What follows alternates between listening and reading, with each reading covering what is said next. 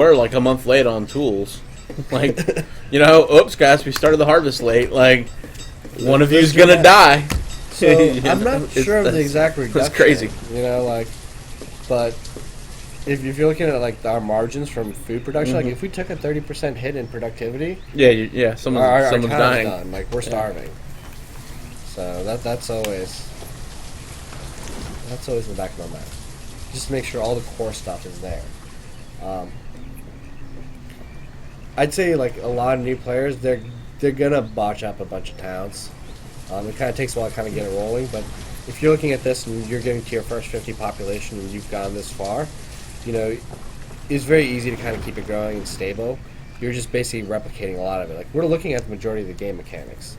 We're missing a couple things. We haven't really addressed happiness, but this is a stable foundation to go out of. Like for me to for this town to have problems, you'd have to have a disaster come through. Like this is stable, and that's what you really want to get to.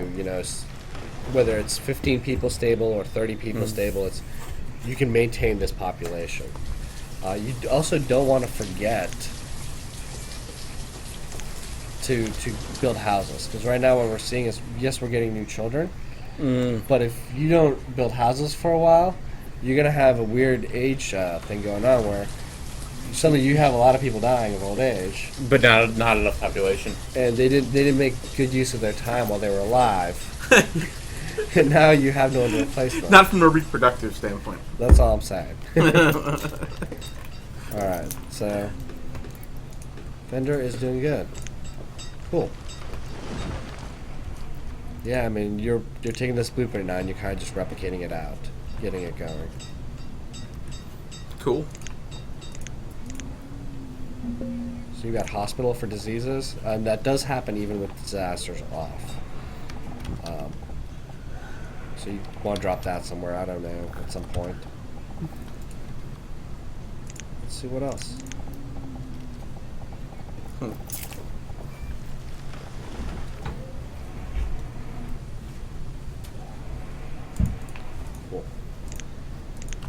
Alright.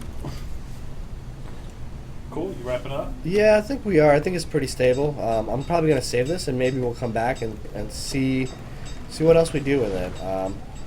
But I think that's enough to kind of, show us getting started. I don't know if anyone else has specific questions or something they want to see in the game. But I think we've got most of it. I don't have enough to kind of build on. Like, the next part of this phase here is just kind of getting my resources back in line. Hopefully at some point, I can trade for it.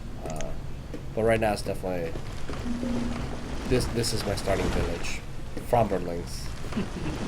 And so to recap, homes first, and then your lumber and food second. I would say Gatherer's Hut. And then to kind of when you're building out, pause certain buildings. And you want to place them somewhere, but don't always just put in too many projects up at once. You've got a lot of people moving resources, and you might have 20 partially built buildings. You don't want to get into that scenario, so do queue it up. Like right now I've got 14 builders worth of projects going through, but only 4 builders, so they lack the resources. So I'm looking at some of these.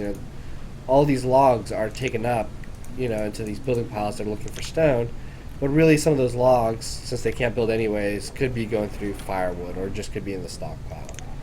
So that's something you want to keep an eye on, just kind of managing your resources. Cool. So that would be probably the biggest tip you give to a new player starting out their first managed town or village. I mean, the biggest tip would be prepare to fail. Like, this is probably my 5th or 6th village that I've tried out at some point, so it's pretty straightforward. If you want to try it on harder difficulty, it's going to be a little harder. You're not going to have your crop fields right away. Like, this was a big boon, 1,300 food, 960. So these, just starting out with medium difficulty and getting 2 seeds, that's provided me with 2,000 food, and that's 1/3 of my production that I didn't have to go and trade firewood for or wait for. I can immediately spin my town up, and I certainly have room to kind of keep going.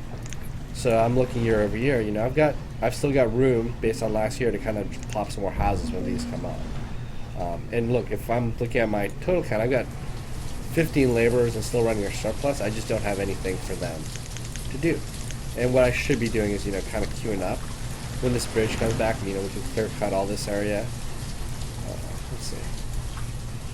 And it's done, our first bridge. And just start harvesting. And if you're harvesting trees like in bulk like this, they do eventually grow back on their own, even without a forester's hut. So it's not a huge deal that you're going to kind of come back to and say, oh, look at this clear cut area, and they're already starting to kind of grow back a little bit. You see these little saplings. They will recover at some point. So you can just take that whole chunk of land, especially if you plan on building it like along the river here. Just clear cut all those resources. Awesome. Cool. All right. Well, thank you, guys. Thank you, Clay.